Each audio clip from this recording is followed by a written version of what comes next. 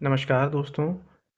हम एक नया वीडियो लेकर आए हैं जिस पे हम आपको बताएंगे कि जो शासकीय सेवक हैं एमपी गवर्नमेंट के, वो अपनी सैलरी स्लिप आईएफएमएस सॉफ्टवेयर से कैसे निकाल सकते हैं। बहुत ही आसान है आईएफएमएस सॉफ्टवेयर से सैलरी स्लिप निकालना।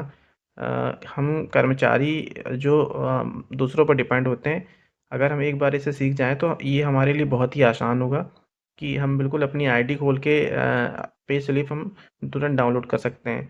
बहुत सारी जगहों पर पे स्लिप का यूज़ होता है, बैंक में हो गया, बैंक के लोन के लिए अप्लाई करते हैं तो हम पे स्लिप की आवश्यकता होती है, जिसके लिए हमको कार्यालय पर निर्भर होना पड़ता है और कई बार कार्यालय के चक्कर काटने होते हैं। लेकिन गवर्नमेंट ने ये सुविधा सभी कर्मचारियों को प्रदान की है, जिसका फ़ायदा हमें सभी लोगों को लेना चाहिए। तो हम देखते हैं बहुत ही आसान है कैसे इसे पे स्लिप निकाला जा सकता है। देखिए, मैं आपको एक-एक प्रोसेस बताऊँगा इस पे। आप थोड़ा-सा इसे देखिएगा। आप अपने मोबाइल से भी इसे सर्च कर सकते हैं, मैं आपको लैपटॉप में इसकी जानकारी दे रहा हूँ। सबसे पहले आप गूगल सर्च पे जाइए और आप सर्च करें एमपी ट्रेज़री या साइबर ट्रेज़री आईएफएमएस। तो जैसे ही आप इसको क्लिक करते हैं तो आपके सामने एक पेज खुल जाएगा, जिस पे ये आईएफएमएस वाले ऑप्शन पे क्लिक करें। जैसे ही आप क्लिक करते हैं तो आप देखेंगे ये तो ऑप्शन अपने को खुल नहीं रहा है। अगर पासवर्ड आपने रीसेट करना चाहता है, यानी जो पासवर्ड भूल गया है, जिसके पास एम्प्लॉयी आईडी है, जिसे एम्प्लॉयी आईडी पता है, तो वो यहाँ से पासवर्ड रीसेट कर सकता है। ठीक है? लेकिन जिसके पास पासवर्ड है तो वो मेन पेज में जाएगा। मेन पेज में जाने के लिए हम साइबर ट्रेजरी में क्लिक करते हैं। तो साइबर ट्रेजरी में जैसे ही क्लिक करते हैं तो हमारे सामने एक मतलब जो आईएफएमएस है उसका यूज़र आईडी पासवर्ड वाला जो लॉगिन पेज होता है वो खुल जाता है। तो आपका एम्प्लॉय कोड और यूज़र आईडी जो है एम्प्लॉय कोड होता है, तो उसको आप जैसे डालते हैं और पासवर्ड आप रीसेट कर सकते हैं, यहाँ नीचे ऑप्शन में दिया हुआ रीसेट करने के लिए। तो आप इसे रीसेट भी कर सकते हैं, फॉरवर्ड कर सकते हैं। उसके बाद कैप्चा भरते हैं, उसके बाद लॉगिन करते हैं।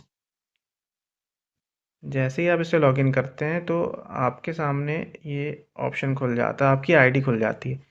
तो जैसे अब ये हिंदी में है, आप हिंदी इंग्लिश दोनों इसका यूज़ कर सकते हैं।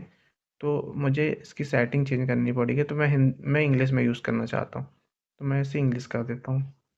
जैसे इंग्लिश होता है, यहाँ पे एक HRMIS का ऑप्शन होता है, होम का ऑप्शन होता है।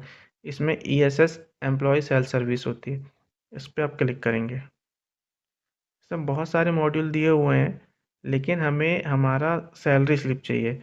तो हमें सैलरी स्लिप डाउनलोड करने के लिए हमें सैलरी स्लिप वाले ऑप्शन में जाना पड़ेगा। तो सैलरी स्लिप वाला जो ऑप्शन दिया हुआ है, वो दिया हुआ है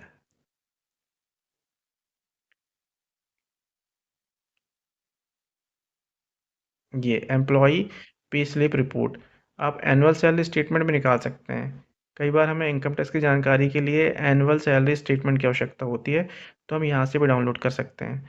और अभी-अभी पेमेंट सैलरी स्लिप की आवश्यकता है, तो हम एम्प्लॉई पे स्लिप रिपोर्ट पे सर्च करते हैं। जैसे ही हम यहाँ पे सर्च करते हैं, तो हमारे सामने ऑप्शन खुल जाता है। ऑप्शन खुलता है तो इसमें ईयर, सबसे पहले ईयर सेलेक्ट करना होता है। तो अगर हमें 2024 की सैलरी स्लिप या जिस भी मंथ की सैलरी स्लिप चाहिए, जिस भी ईयर की सैलरी स्लिप चाहिए, वो यहाँ से आप डाउनलोड कर सकते हैं। तो अभी जैसे मुझे चाहिए 2024 दिसंबर। अगर मैं दिसंबर की करता हूँ और इसके बाद मैं जनरेट कर देता हूँ। जैसे ही मैं इसे जनरेट करता हूँ तो ये मेरी सैलरी स्लिप यहाँ सामने खुल जाएगी। यहाँ पे मैं कंट्रोल पी करके इसे डाउनलोड कर सकता हूँ। बहुत ही आसान है दोस्तों इसे सैलरी स्लिप निकालना। खासकर एमपी के कर्मचारी आप अपनी सैलरी स्लिप खुद ही आईएफएमएस सॉफ्टवेयर से निकाल सकते हैं। अगर जानकारी अच्छी लगी हो तो लाइक, फॉलो और शेयर ज़रूर करें। थैंक यू दोस्तों।